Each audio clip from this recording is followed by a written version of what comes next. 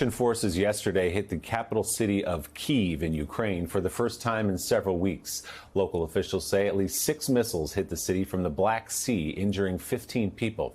Kyiv's governor says a military unit and 3 other buildings were damaged in the attack. Joining us now, Democratic Representative Adam Smith of Washington State. He's the chairman of the House Armed Services Committee and just back from a trip to Kyiv. Mr. Chairman, thanks for being with us this morning. We're getting some reports, the Washington Post just this morning with a long piece that effectively Russia has stopped its advances in Ukraine, that it's run out of material and ammunition, and that the continued support from the United States and from the West is helping Ukraine to push back. Is that what you saw when you were there? Yeah, absolutely. And I guess I would say that the Russian advances have been stopped. I wouldn't say Russia has stopped it. They're definitely, and you've heard the rhetoric out of Russia, they're still determined to take as much as Ukraine as possible. But yes, no, the recent weapon systems, particularly the HIMARS, the longer range, more accurate missiles, are making a huge difference to help stop the Russian invasion of Ukraine. We're looking at pictures of you, Chairman, with President Zelensky, a figure, obviously, who's risen to prominence over the last few months for his leadership. What was your experience in speaking with him? How is he holding up? How's the morale of the country, and what did he ask you for? Well, he's very calm and focused. In fact, that was a remarkable thing about the trip as we came in from Poland, spent a full day there. I mean, Ukraine is very much a functioning country. Their train system is running well.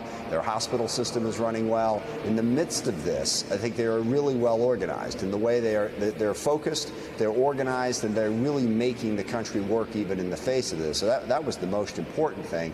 And then they are very focused on the next few weeks and the next few months. Russia wants to lock in the current control they have of Ukraine. Ukraine knows they got to push back.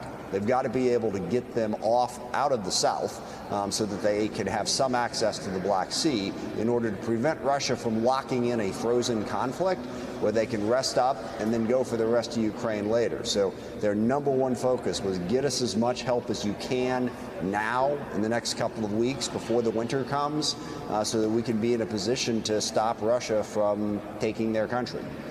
Congressman, what's your impression or understanding of Russia's personnel losses here? We've had numbers as high as 75,000 estimated Russian troops lost. I mean, that would be enormous given that the Soviet forces lost 15,000 during the course of the decade-long war in Afghanistan. We know that Russia is mounting a recruitment drive at home. How critical is it to their war effort, if there is this pause, if there is this failure on their part to make any big advances in the course of the last month? How much is it down to a loss of personnel on the ground, and can those troops be replaced? Well, just to be clear, it's 75,000 killed and wounded, not 75,000 killed. I forget the exact statistics on how many were killed. But it has a huge impact. And look, this is the decisive factor. When you look at Ukraine's ability to be successful in what they want to try to do, which is basically stop the Russian advance, not just in the east, but in the south towards Odessa, stop it and push it back. How good, how strong is the Russian force? And there's a ton of reporting about how their morale is down, they're losing troops, Putin's taking untrained troops out of prison and rural poor areas, unwilling to really tap into the more upper middle class parts of Russia. And when you ask the question, can Ukraine successfully push back, what they're going to face is a key question. There's a number of people who are skeptical about Ukraine's ability to succeed in a counteroffensive in Kherson and Melitopol. But then again, as the Ukrainians pointed out to us, a number of people were skeptical about Ukraine's ability to stop the attack on Kyiv, too. So that's a huge factor. How strong is the Russian military? Ton of indicators that the morale is down and their ability to advance is down. But that's not a guarantee by any stretch. Congressman Smith, I want to change the subject for a second to the climate provisions in the Manchin-Schumer deal. $369 billion, cutting emissions 40% by 2030. Is that as big a deal as I think it is? And are you optimistic that this actually will get passed by both houses? Yes and yes. It's a huge deal. And it's a testimony to the persistence of the Biden administration, to Senator Schumer and others to get this done. Because as you know, I forget, a week or two ago, it was declared dead. And this is pretty close to what was being asked for on the climate provisions in the bill that was being negotiated last, however long ago, 6-8 months ago. So it's a huge deal on climate. It's also a huge deal to show that the government can function. And this is a point that's kind of lost. Donald Trump and the MAGA extremists want to say that the only thing that can work is Donald Trump. Remember, I alone can fix it. So the degree to which they can say that government doesn't work, everybody's corrupt, it's all terrible, that just plays into their narrative. A narrative, by the way, which is destroying democracy in our country.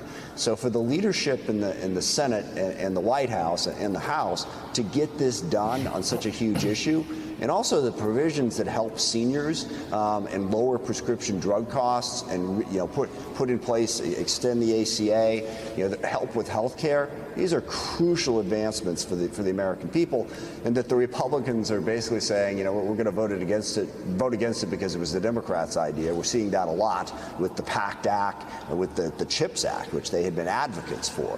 I mean, they are so invested in proving that democracy can't work, especially under President Biden, that they're rejecting proposal after proposal that's making a huge difference for the American people.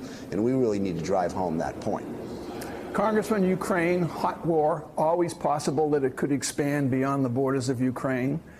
China yesterday warned the President of the United States not to play with fire with regard to Taiwan and Speaker Pelosi's potential visit there.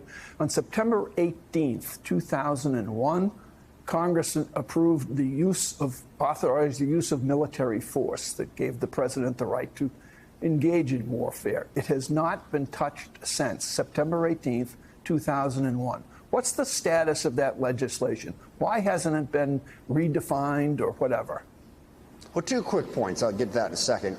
The issue of, yes, there's considerable risk as we try to stop Russia from taking over Ukraine. And I respect that. I respect President Biden for being prudent about how he approaches that. But please understand, where Ukraine is concerned, Russia and Putin are the only ones who don't want peace in Ukraine. I mean, they're sort of running around saying, well, we'd be open to a discussion.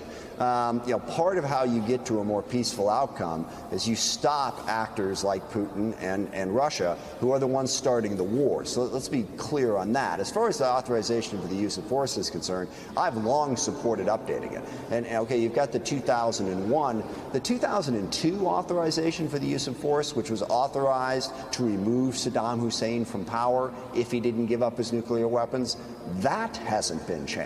We need to repeal a lot of authorizations for the use of force. They've been hanging on the books for a long time. They've given the president too much power.